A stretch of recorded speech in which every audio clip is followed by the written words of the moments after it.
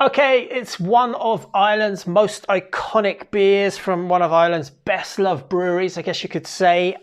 It's Flagship February. There's a flagship on the can. Coincidental? I don't think so. Join me, tag along as I delve into what makes Scraggy Bay one of Ireland's most loved IPAs. Scraggy Bay up next.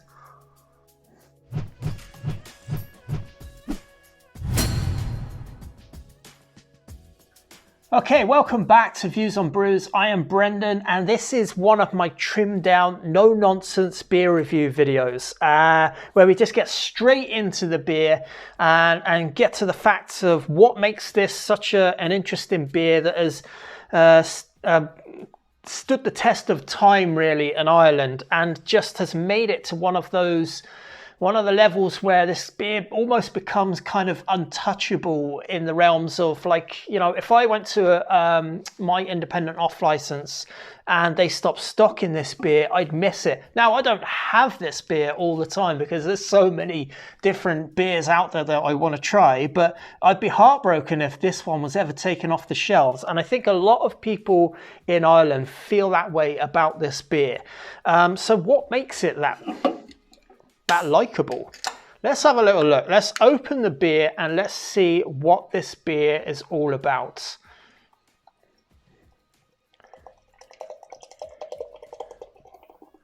I'm going to give it that much to begin with, and let's have a little look inside here and see what we've got. Okay, so we have in the appearance, we've got a really nicely, densely compact, slightly off-white head of probably about 2-finger foam. It's a classic IPA foamy head of beer. There's enough malt in there to make the stability in the proteins that wrap around the carbon dioxide as they float to the surface to give this one of those really nice, creamy looking heads. It has a little bit of haze in it. It has a nice bit of nucleation, carbonation coming up, going through the beer.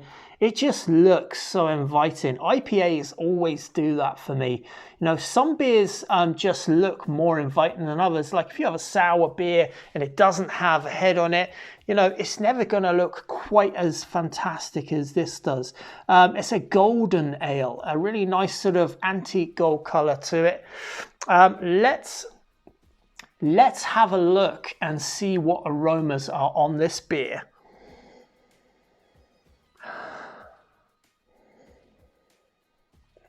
Fresh, citrusy, piney, a bit earthy, a bit tropical, a little bit grapefruity, I would say. A very classical, kind of like a West Coast style. I'm not sure if this is West Coast really, because it just says India Pale Ale, but I'm guessing, given the nature of when this beer was brewed first, that, you know, a lot of beers that were IPAs were inherently by their nature, they were West Coast IPAs. So let's say that this is West Coast IPA. It has a little bit of bubblegum on the nose. I wonder if Mosaic is one of the hops in this beer. There's a tiny bit herbal, tiny bit floral. I think Mosaic is a hop in this beer. It's a complete guess, but because there's no information on what hops are actually in the beer. Something I wish that breweries would do is list absolutely every ingredient that they put on the beer. It gives you a chance to test your own aroma skills and test to see if you can pick out some of the things that are in here. You can look back on the can and then you can say for yourself, like, I got that right, or I was off the mark there. But nice aromatic sort of herbal aroma to this beer. Anyway, let's give it a go and dive in and see what this beer is all about on the taste buds. Cheers, sláinte.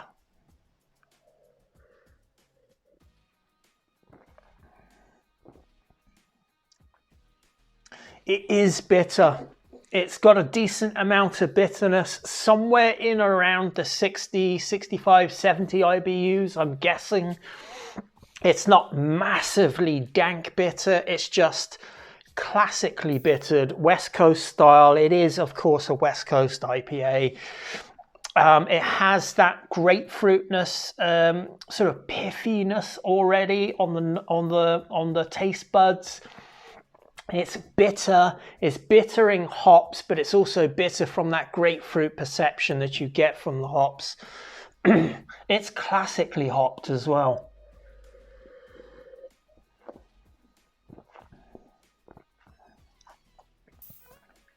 It's a pleasant citrus note on it, but it's not like smashing your face in with tropical hop aromas. It doesn't like cry out, this is screaming mango or screaming peach. It has a nice fruity tropical flavor, but at the same time, what really takes over is that pine, is that sort of grapefruitiness backed up with a bit of pine, perhaps a little bit spicy, perhaps a little twinge of passion fruit going on in there, and just underlying tropical hops. It is so pleasing to the taste buds.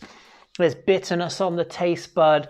There's a little bit satiating through that bitterness that just gives you a finish, a nice drying out finish on the palate. Is it sweet? I don't think it is. I think it's kept in check.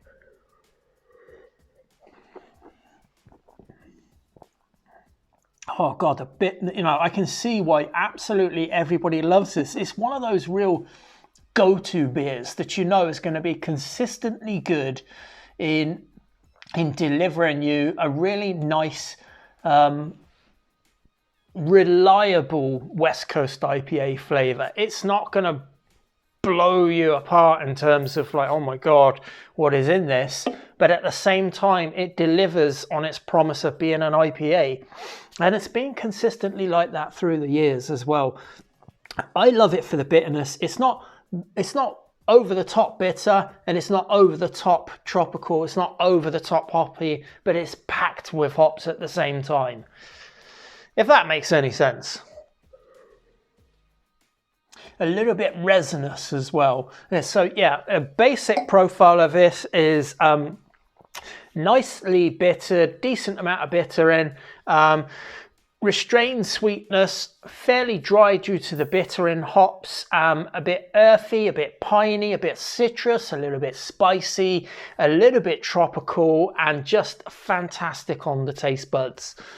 The mouthfeel of this beer is kind of like slightly resinous, slightly slick, slightly oily. The hops are clinging to the palate and the tongue, and it has that really nice finish of grapefruit, which I really like. It's an old school West Coast IPA. It's fantastic. So I've also got Crossroads, which is another beer from Kinnegar. It's another flagship sort of core range beer.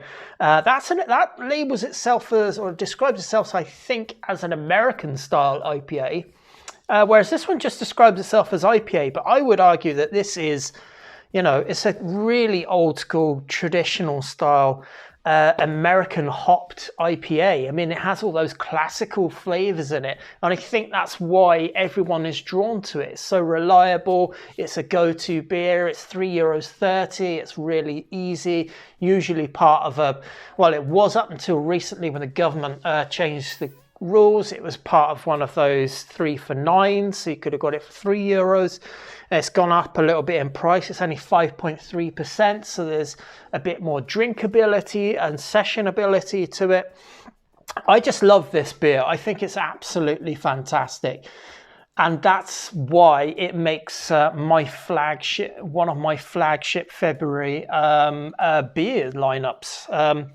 It's just a real all-rounder, just a go-to reliable classic, modern classic, if you like. Let me know in the comments below if you've tried this beer, or if you're thinking of having it through February, or, do you think the quality of this beer has changed at all since it was first launched? I think it's exactly the same. Maybe it's a little bit dialed in. Anyway, the can is fabulous. The beer is fabulous. That's my view on this brew. Up next is probably going to be Crossroads, so stick around for that. And cheers, sláinte, and it's on to the next one. Bye.